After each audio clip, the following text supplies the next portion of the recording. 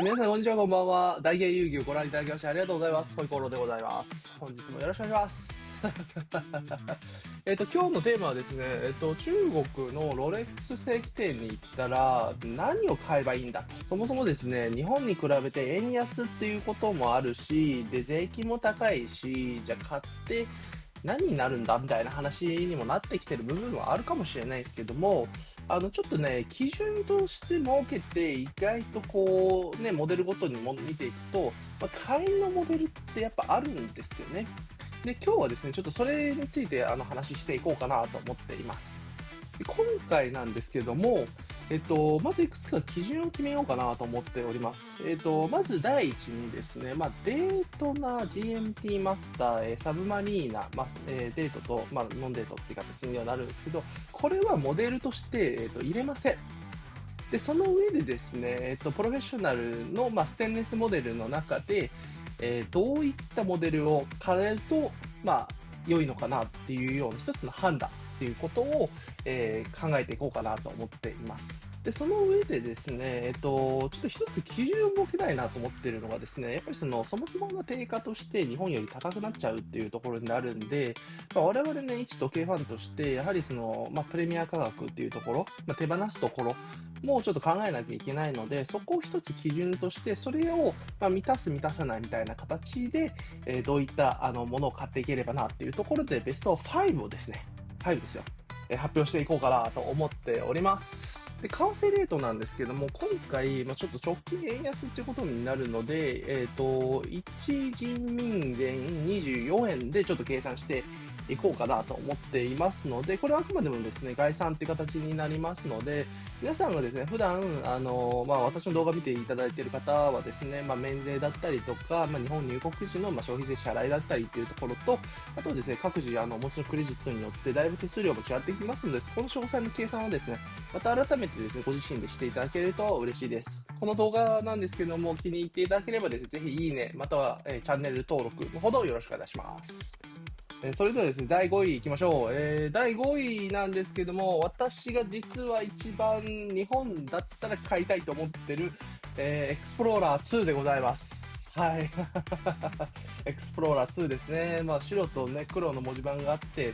非常にかっこいいモデルなんですけども、現状人民元のですね、中国正規店の定価っていうところで、85,500人民元っていう形になっております。これを日本円に直すとですね、200トンで52,000円っていう形になっております。で、一応ですね、これ参考でネットサーフィンっていう形でいろいろと、もしね、新品でそのまま手放すみたいな形を想定したときに、大体ね、並行店さんってそこから、利益を乗せて、我々がね、並行店で買うって形になるんで、そこを基準に考えていくと、大体新品がですね、おそらく180万から、190万前後の、価値があるというところになっております。なんで、205万円前後で、買って、マイナスのですね、10万から15万前後、為替のレートによってね、変わってくる部分はあると思うんですけども、そこに対して、エクスプローラー2が欲しいと思うのであれば、全然ありだなというふうに思っております。またですね、このエクスプローラー2ね、実際に私、動画でも上げさせていただいたんですけども、なんか、在庫あるんじゃないかなっていうふうに思ってたりしますので、2店舗のある場所だったりっていうところと、あとはですね、上海、北京行ったら確実に買えるんじゃないかなと思ってはいるんですよね。でも店舗数多いですからね。上海9店舗で北京が5店舗あるので、2日3日かけてちょっと回っていくと必ず見つかるモデルかもしれないというふうに私は思っているところでございます。はい、それではですね、第4位いきましょう。第4位なんですけれども、ちょっと限定しちゃうんですが、ヨットマスターでございます。はい。ヨットマスターの中でも、40ミリのですね、ロレジウムというところで、スレート文字盤のものがですね、買いなのかなというふうに思っております。で、一応ですね、現地価格っていうところで10万飛んで6300元っていうことになりますので、日本円に直しますと255万1200円となっております。ね、私個人としてもね、このヨットマスターの、ロレジウムスレート文字盤なんですけども、非常にかっこいいモデルの一つではあるなと思ってはいるので、ぜひ欲しいなと思ってはいるんですけども、ちょっとですね、これね、新品買取価格はですね、もうほぼトントンになりそうな感じになるんですよね。ってなってきたときに、まあちょっと、どうでしょう。なんか皆さんがこう、割と、もう、ロレマラ疲れた平行店で買いたいっていう方からしたら、チケット代と宿代を払って、まあちょっと見つけに行くっていうことも全然ありかなと思ってます。ただですね、まあヨットマスターの、モデルの中で、あの、このスレート文字盤がね、あんまり出てこない印象があるんですよね。なんで、ちょっとここの確率論で言うと、ちょっとまあ、そんなに高くなさそうな感じもしています。ただまあ、出会えればっていうところで、まあ、買いのモデルの一つかなというふうに思っているのと、まあ、チタンですね。チタンはかっこいいし、現状ちょっと本物のやつね、まだ見れてない部分があるんですけども、チタンに出会うのであれば、もう買いですっていう感じだと思いますんで、まあ、ヨットマスターがされている方からしたら、まあ、こういったプレミア価格だったりっていうところを考慮していったら、まあ、このヨットマスターっていうのは全然、中国で買い上げするのもありかなというふうに思っています。はい。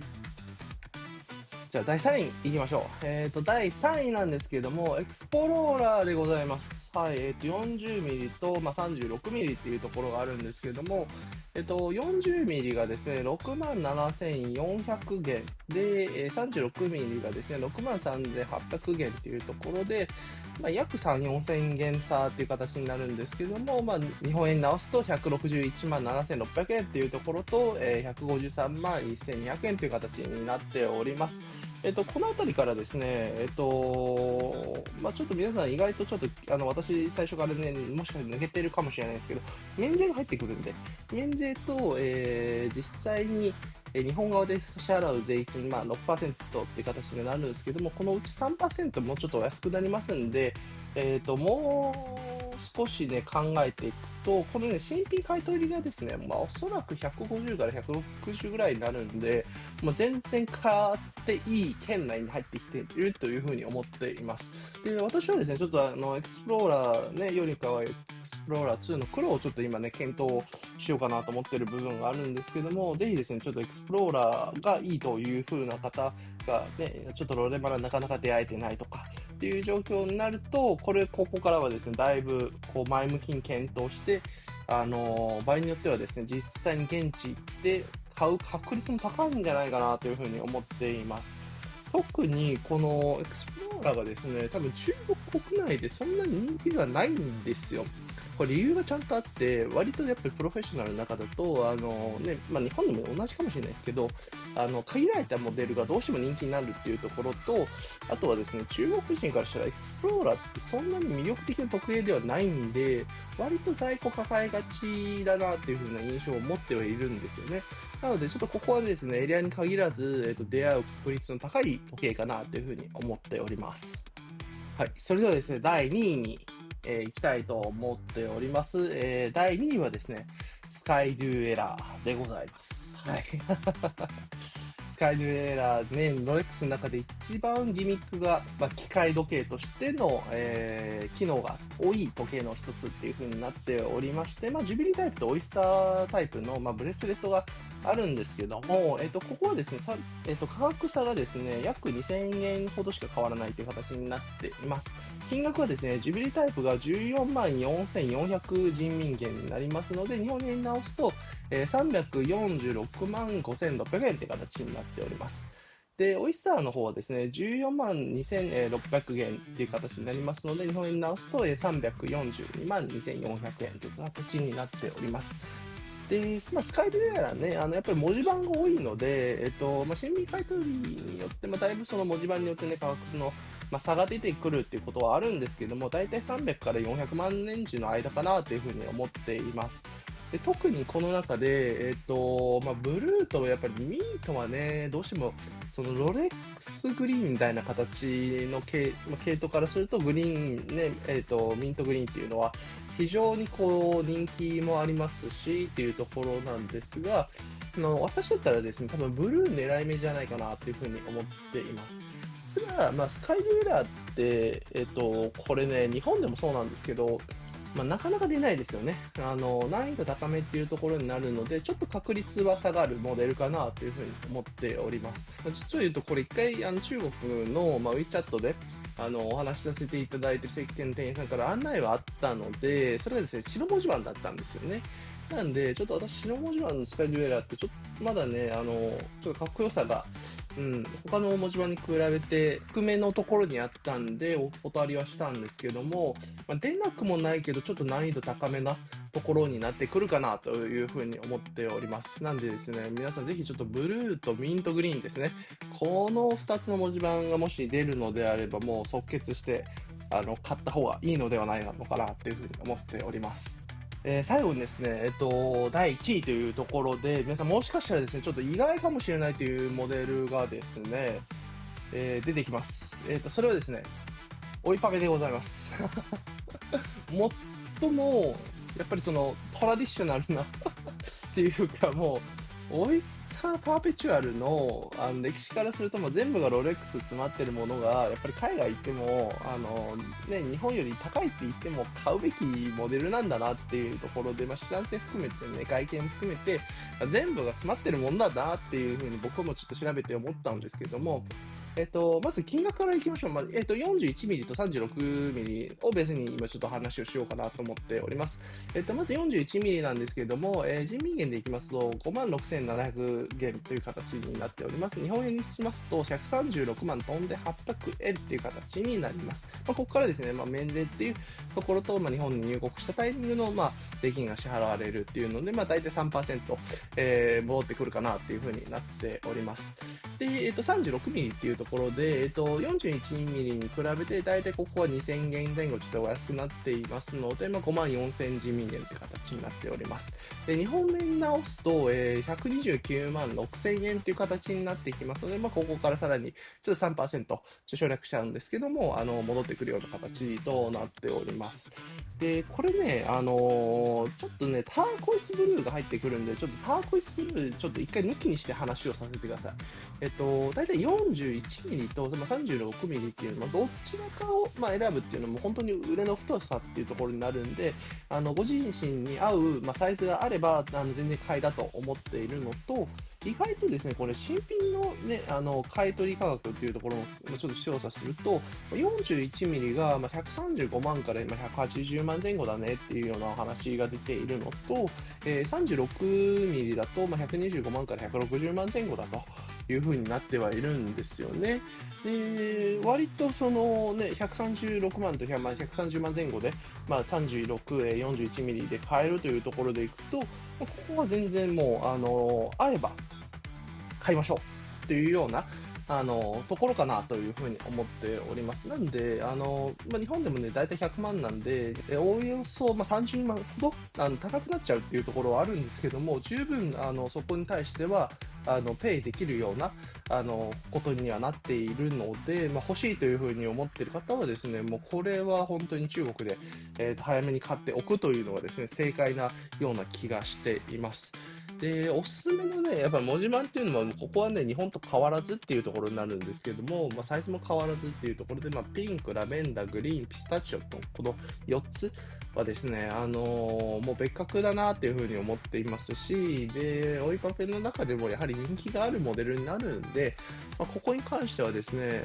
出会ったら即買いっていうところと、あともう一つ、思ったのが、割と出てるなっていう印象があるんですよ。で、ここは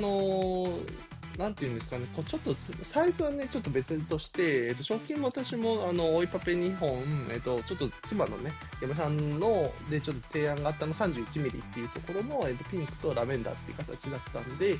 ょっとサイズ感は違うんですけれども、提案はもらえるというような印象を受けているんですよね。で、そこからちょっと私自身もですね、まだその要望として、36と41っていうメンズサイズのものっていうのは話をしていないので、そこをちょっと話をすることによって、もう少し出てくる印象はあるなというふうに思っております。で、ただですね、先ほどちょっと一回話を省いちゃったんですけど、ターコイスブルーはね、これね、全世界共通で NG になる可能性が高いんですよね。難しい。これは難しいっていうところで、正規店店員さんともちょっとチャットやり取りしてて、ターコイスブルーってどうなんすかって話をしたら、いや、実は言うと、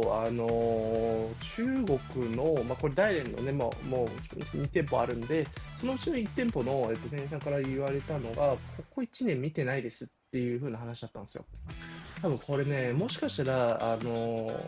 店舗、日本だったらね、もしかしたらね、2、3本ですよっていうような話があるかもしれないんですけど、そもそも出てきてないっていう話が、ちょっと今の会話では分かってはいるので、ターコイスブルーをね、がね、欲しいっていうふうに思っている方からすると、ちょっとここはね、あんまり現実味のないような、挑戦になってくるかなと思っています。ただ、どうしてもね、これね、中国ってね、行ったことある方、わかると思うんですけども、地域格差ってめっちゃでかいんですよ。もしかしたらここね、お店のね、原因ね、そういう在庫にもね、関わってくる部分かなと思ってお話をさせてもらうんですけども、北京、上海行ったら意外と店舗に入ってるんじゃねえか説はあるんですよね。うーん。で、あとは、ちょっと攻略の仕様があるっていうところで、過去動画でもお話しさせていただいた上海のプヘラの、店舗あると思うんですけど、あそこもほぼ直営店みたいなもんじゃないですか。プヘラってもうここが完全子会社って形になるんで、そこの供給っていうところを考えると、必ず入るっていう店舗もそこは絶対そうですよねっていうところ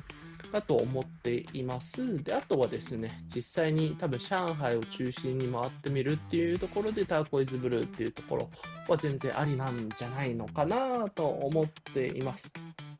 ここはね、ターコイズブルーなんで、どうしても、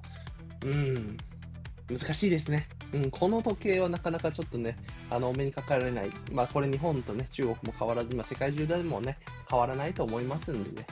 気長にやっていきましょうっていうような感じだと思っております。はい、それではですね、本日の動画は以上となります。ちょっとベスト5っていう形でですね、ちょっと人気モデルをですね、一回抜きにして、中国行った時に、これは買いだなっていうふうに、ちょっと独自のですね、調査と、独自の偏見っていう形で、まとめさせていただきました。ぜひ、この動画について、いいねと思った方はですね、チャンネル登録していただけると嬉しいです。それでは次の動画でまたお会いしましょう。バイバイ。